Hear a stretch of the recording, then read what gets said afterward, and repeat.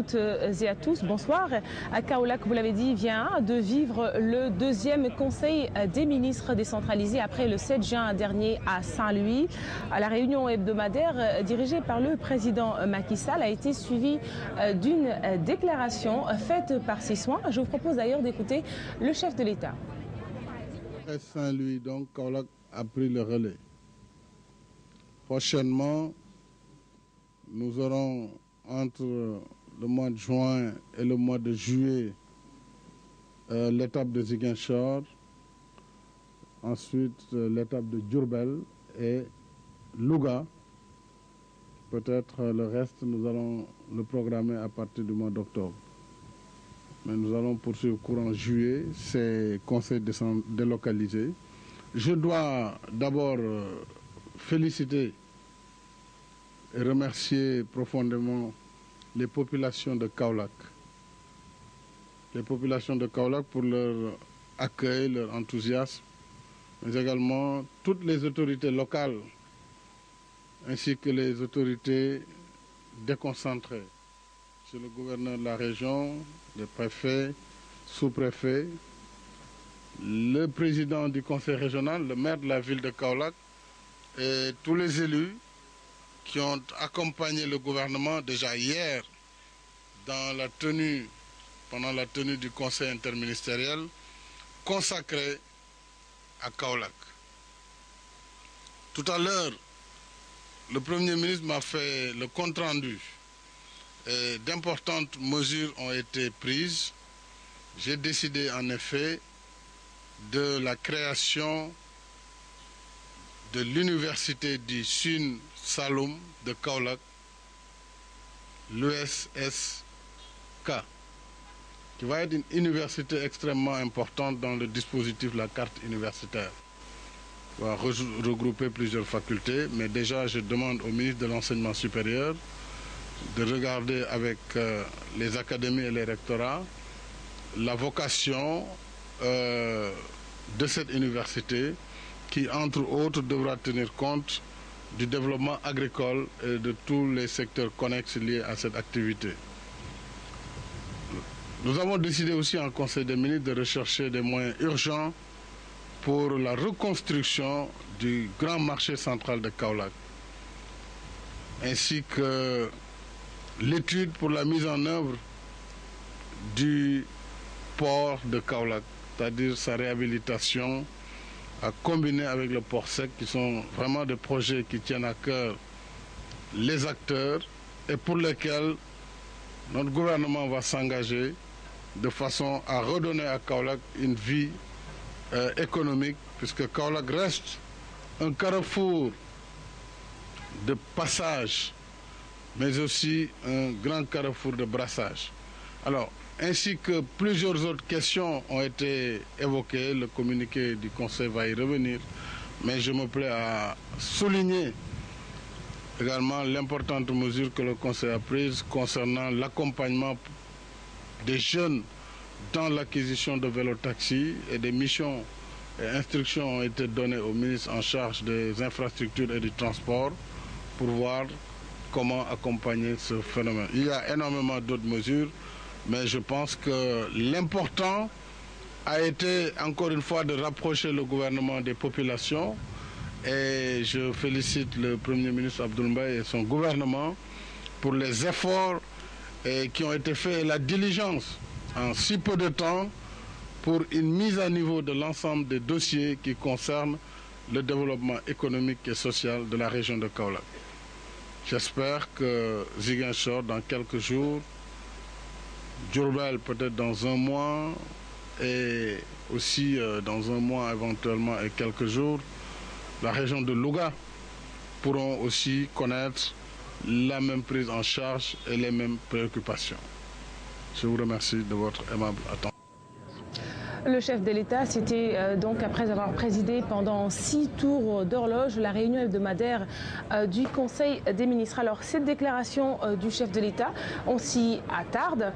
Comment les populations, par exemple, ont-elles accueilli les mesures prises pendant cette réunion du Conseil des ministres, notamment celle relative à la création de l'université du Sine Saloum ou également la construction d'un grand marché à Kaolack? Élément de réponse avec ce sujet signé Hamidou Diop.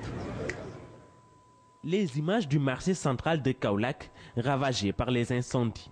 C'est pour éviter que de tels drames se reproduisent que le chef de l'État a promis aux Kaolackois un programme de rénovation. La décision est très salutaire selon les commerçants. C'est une bonne idée. Nous sommes fiers de ce voyage. Parce que depuis l'artisanat, nous n'avons rien vu ici à Kaolack. On nous a laissé complètement. On n'a rien vu à Kaolack. Depuis l'artisanat, depuis ça fait 12 ans. On ne peut rien vous montrer qu'ici que c'est l'artisanat qui l'a fait. On n'a rien vu. Voilà pourquoi nous l'avons voté. Nous voulons du changement. Encombrement, insécurité et risque d'accident, ces commerçants connaissent bien.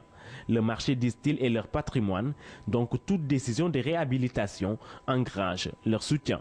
Marché bi moom metti na trop te lakk-lakk bi il faut nga dem fa teg ci sa bët parce que ay milliards yu bari ñoo ci yàqu te vraiment ñi ci doon liggéey ñëpp ñu ngi toog boo demee ba fi ñu toog mbaar leen taajal ñu toog léeg-léeg nga romb fa am loo leen jox.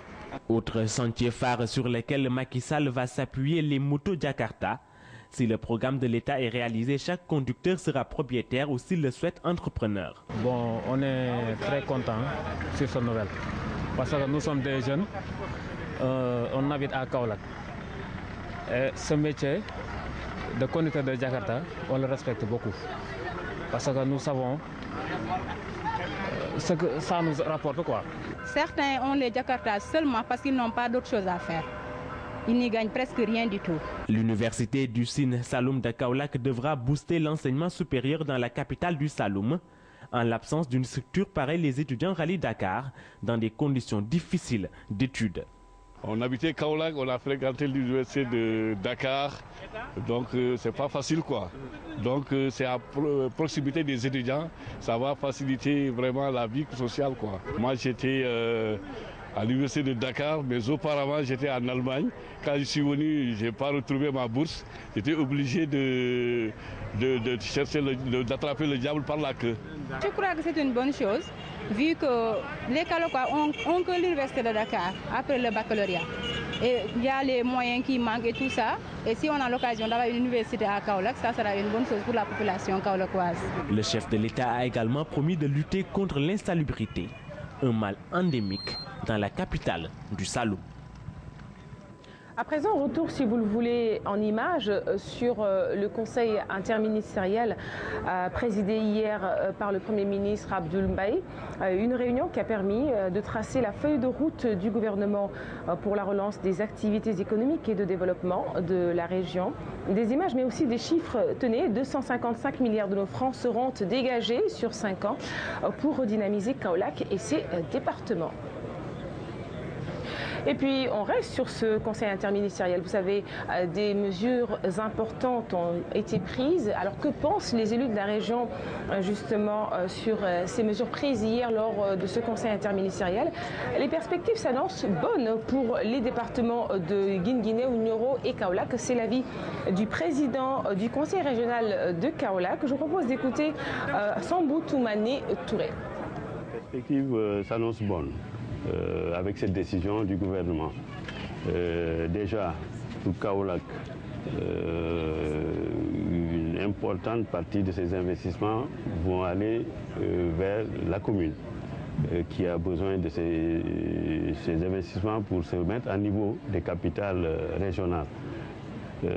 51 milliards environ vont aller à la commune, comme vient de le dire mon frère Madiène Diouf, l'édile de la ville. 51 milliards répartis en plusieurs séquences, évidemment, il a dit, 2 séquences, qui concernent la voirie, l'assainissement, la sécurité, etc. Le reste va aller dans les régions. Moi, je suis beaucoup plus porté vers le nivellement économique de la région, donc j'ai plaidé pour le reste de la région, et donc les départements de Nioro, de Guinguinéo et Kaolack. Voilà, donc si vous voyez, faites le rapport, c'est un bon ratio pour le développement équilibré de la région. Alors, je vous donne l'exemple par exemple de Nioro, où le principe de financer des projets dans le domaine écologique est annoncé avec la création d'un parc animalier de très grande envergure à Nioro, un parc qui, selon le ministre de l'Environnement et de l'Écologie, M. Ali Haïdar, pourrait même être grenier de devises pour le trésor public sénégalais, à l'image du parc de Bandia. Conseil régional de Kaolack, Sambou Oumane Touré, il était tout à l'heure à 13h l'invité justement de l'édition de 13h. Mokhtar Ba est le nouveau maire de Fatick. Il a succédé à Macky Sall. La passation de service a eu lieu hier. En début de matinée à Fatick, je vous propose de revenir en images et également en parole sur cette cérémonie de passation de service. C'est avec Radical. Un accueil populaire a été réservé au président Macky Sall par les populations de Fatick.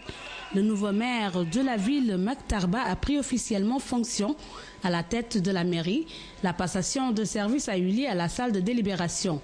Le nouvel édile de la commune est conscient de la lourde tâche qui l'attend. Mokhtar Ba dira que remplacer un homme comme le président Macky Sall n'est pas chose aisée. Je le pense, sans oser le dire, car Monsieur le Président de la République, vous êtes aujourd'hui la source, notre seule source d'inspiration et d'action. Monsieur et Madame, la ville de Fatick est heureuse.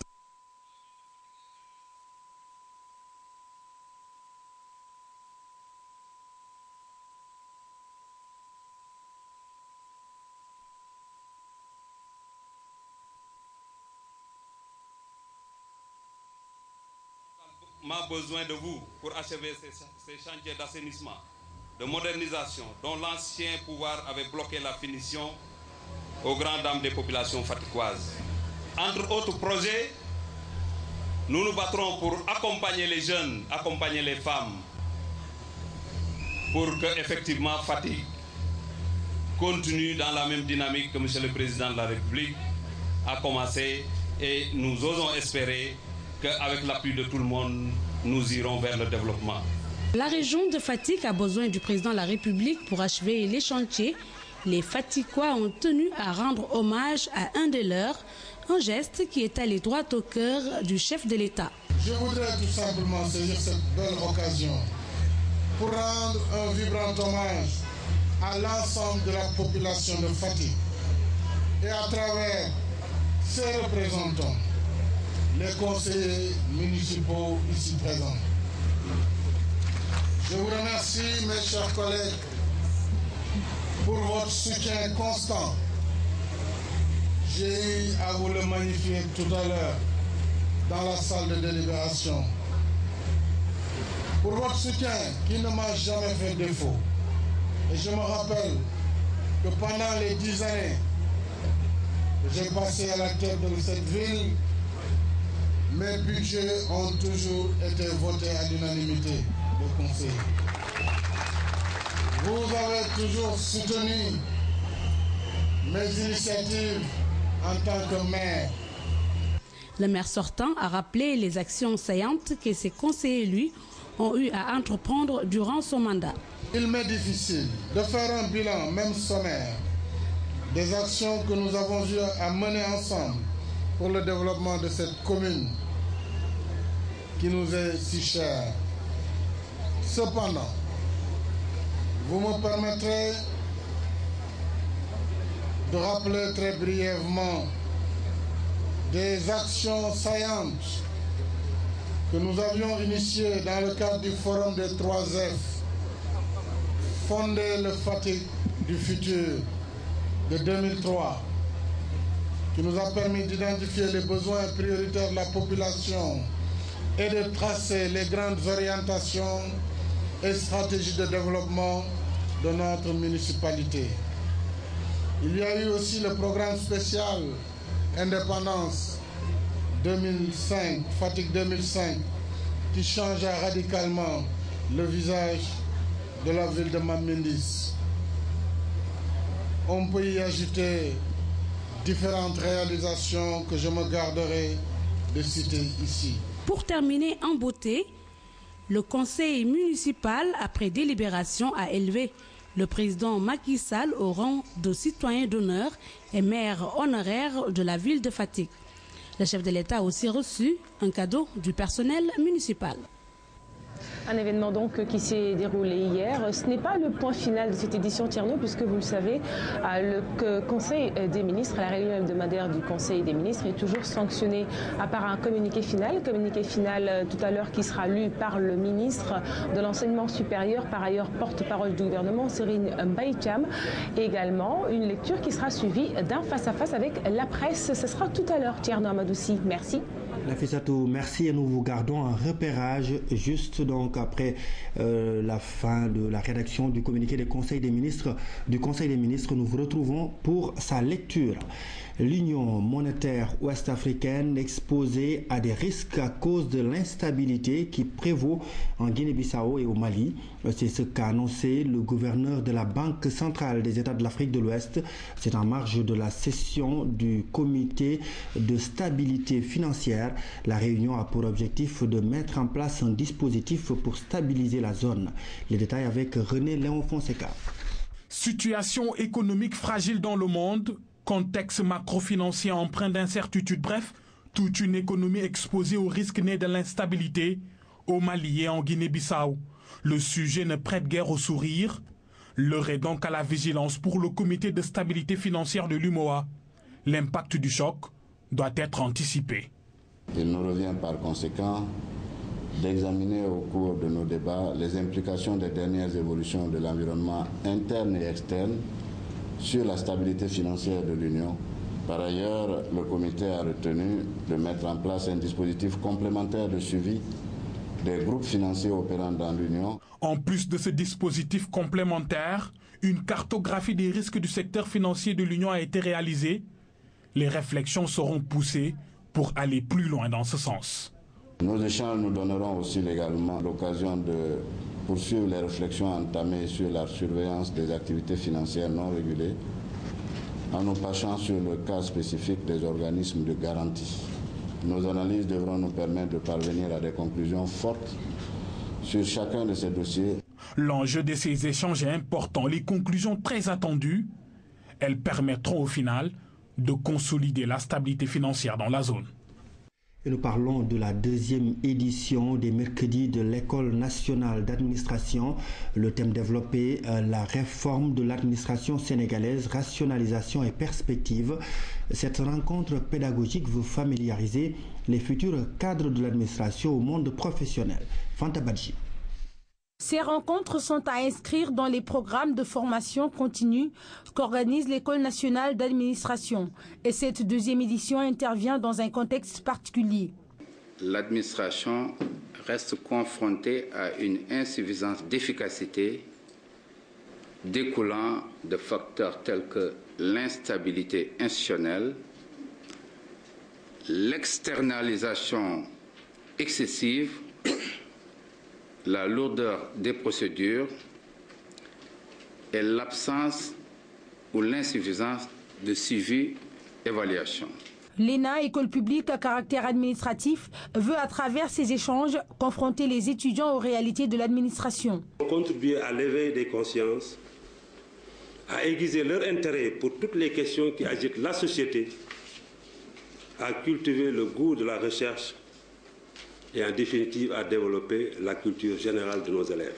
On est appelé à servir l'administration, à être dans les différents démembrements de l'administration, et ce serait déjà très bien pour nous de comprendre comment est organisée l'administration sénégalaise. Dans ces rendez-vous de renforcement pédagogique, il sera question surtout de thèmes liés au développement et à l'actualité. Ces mercredis de l'ENA constituent pour vous et pour nous un cadre idéal pour une perception pertinente des réalités de ce monde, bréviaire d'une vie professionnelle et sociale remplie. Au vu des thèmes et du développement des panélistes, je crois que nous aurons de façon positive des éléments de réponse justement par rapport à cette rationalisation des structures de l'État qui fait tant débat. Les propositions et recommandations qui émaneront de ces échanges seront consignées dans un document et ce sera la contribution de l'ENA au débat sur la réforme de l'administration sénégalaise.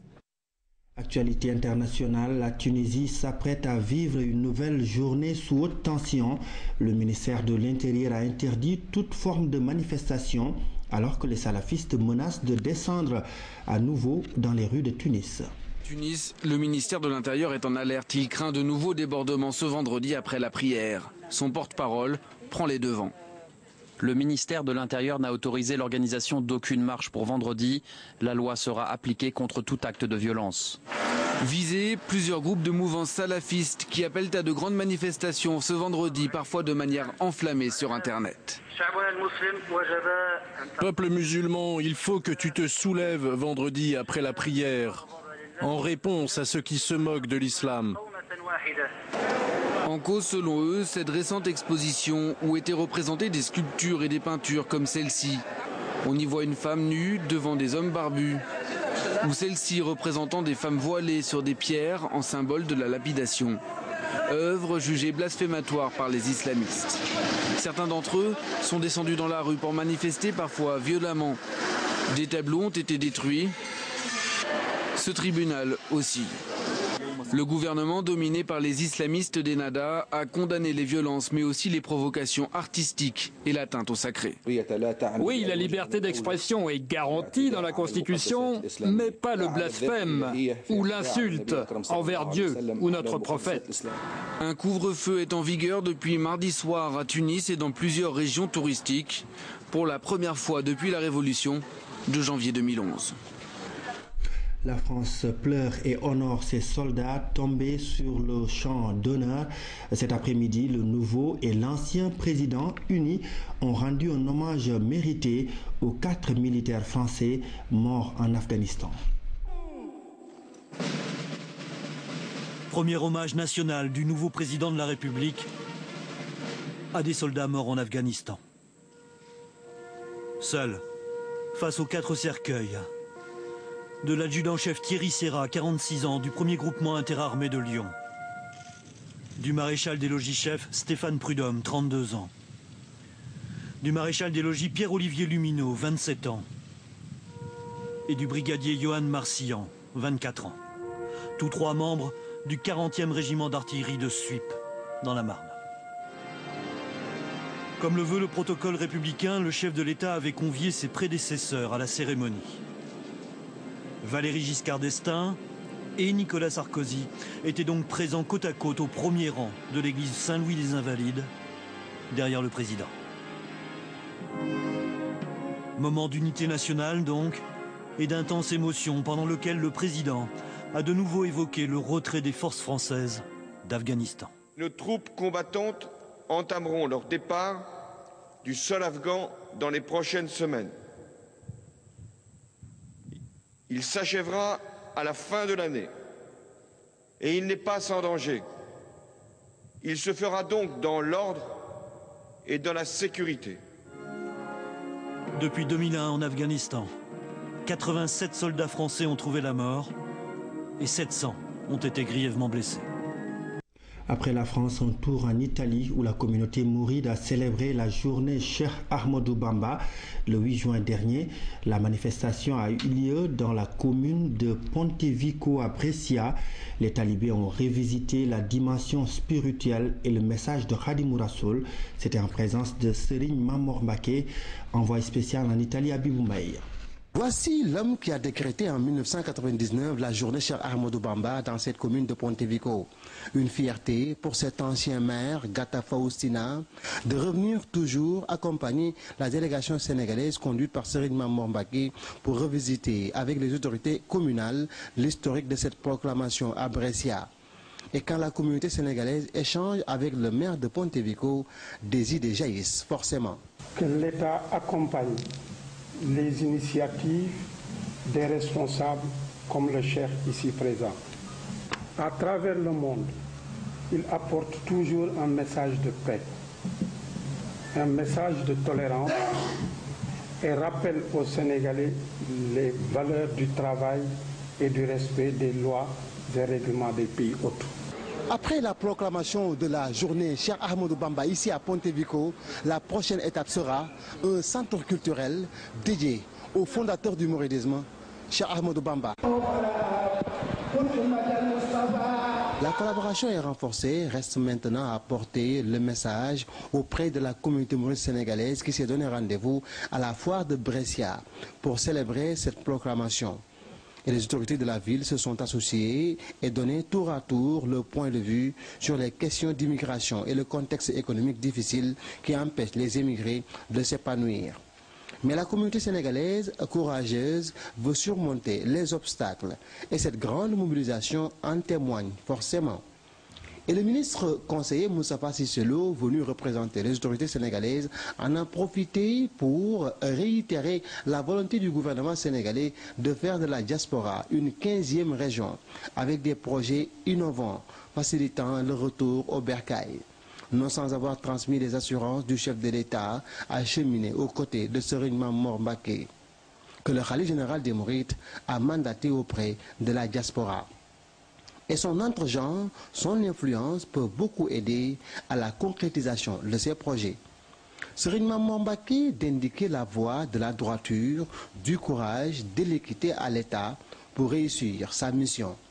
À l'endroit de cette communauté mouride, Serigne Mame de les exhorter à toujours mettre en avant la connaissance avant l'action, à l'instar de ses enfants éduqués dans les centres culturels Cheikh Ahmadou Bamba créés à l'étranger et qui aujourd'hui mémorisent le Coran, les hadiths, seule voie pour forger une personnalité musulmane correcte qui peut représenter dignement le mouridisme. Et c'est tout le sens qu'il faut donner au combat longtemps mené par Serigne Mourtada à travers le monde, dont l'héritage est perpétué par Serigne Mame. Et à travers cette grande mobilisation du 8 juin à Brescia, jour de proclamation de la journée Cheikh Ahmadou Bamba, le legs s'est incontestablement enrichi. Retour à Dakar avec le Centre américain de recherche appliquée qui vient d'offrir à 11 jeunes ouest-africains des bourses de formation. Ils vont bénéficier de financement pour développer leurs propres projets.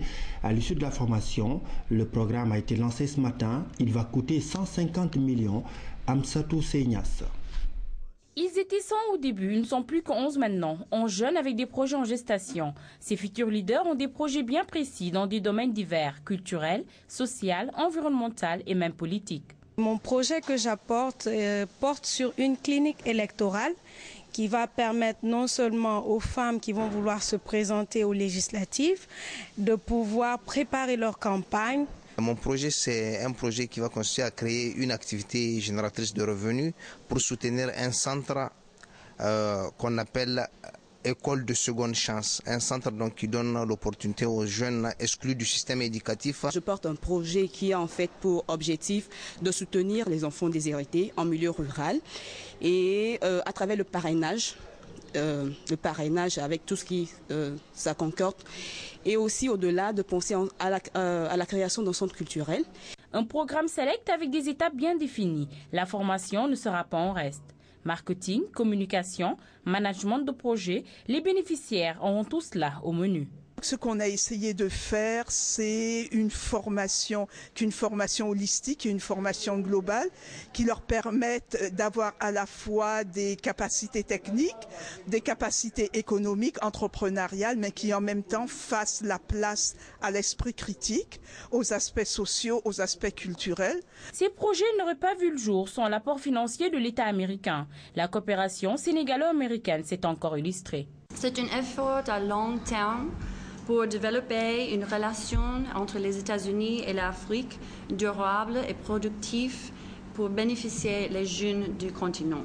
Au total, une enveloppe de 400 millions de francs CFA a été dégagée par l'État américain. 150 millions seront destinés au programme boursier. Les 250 autres vont servir à l'extension et à l'équipement du Centre américain de Dakar pour la formation en recherche appliquée, DART. Des ambulances pour un coût global de 100 millions de francs CFA. Elles sont destinées aux régions de Tambacounda et de Kédougou. Cet appui de la Banque islamique de développement s'intègre dans un programme de 5 milliards de francs comprenant la réhabilitation et la construction d'infrastructures sanitaires dans le sud-est du pays. Omar Diao. Pendant que la délégation de la Banque islamique de développement est reçue par le ministre, dehors, on peut admirer des ambulances stationnées sur le parking du ministère. Plus de 100 millions de francs CFA, mais c'est une infime partie si l'on compare aux investissements qui ont été faits de plus de 5 milliards grâce à ce partenariat avec la Banque islamique de développement. Destinées aux régions de Tambacounda et de Kédougou, du fait de leur étendue et de leur éloignement, ces ambulances sont bien accueillies par les bénéficiaires. C'est pratiquement l'hôpital qui vient aux patients. Il s'agit d'ambulances médicalisées et nous avons eu la présentation de tout le matériel embarqué à bord, qui est un matériel de dernière génération, qui répond parfaitement à nos attentes. Ces véhicules sont prééquipés de matériel de diagnostic et de traitement permettant de maximiser les chances de survie d'un malade. Nous faisons 7000 km², donc c'est un district qui fait plus que la région de Thiès. C'est déjà un plus d'avoir des ambulances médicalisées qui nous permettent de stabiliser un malade. Les 4 ambulances ne sont que la partie visible de l'appui de la BID. L'institution aide au renforcement du système de santé des régions du Sud-Est. Ces ambulances sont acquises dans un programme plus global qui vise en premier lieu la réhabilitation et l'extension de l'hôpital de Tambacounda, qui est important dans les chaînes hospitalières au niveau du Sénégal. 22 postes de santé et de nombreux centres sont au programme de la BID, un ambitieux programme sanitaire que la banque compte mener à terme d'ici la fin de l'année. En remettant les clés des ambulances, le ministre a donné comme viatique des conseils pour un entretien rigoureux de ce matériel fragile. Et nous retournons à Kaolack pour retrouver nos équipes sur place. Apparemment, le communiqué du Conseil des ministres est prêt et la lecture sera faite par le porte-parole du gouvernement.